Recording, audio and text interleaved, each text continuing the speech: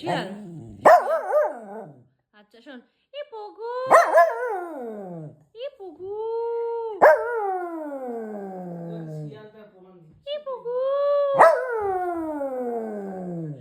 এ পগু।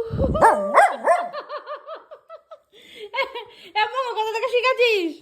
তুই কি শিয়াল? করছে, ও করছে। আরে জোরে জোরে, আর দুবার।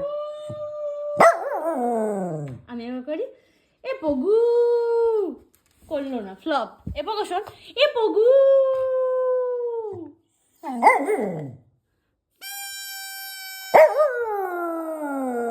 এটা কি?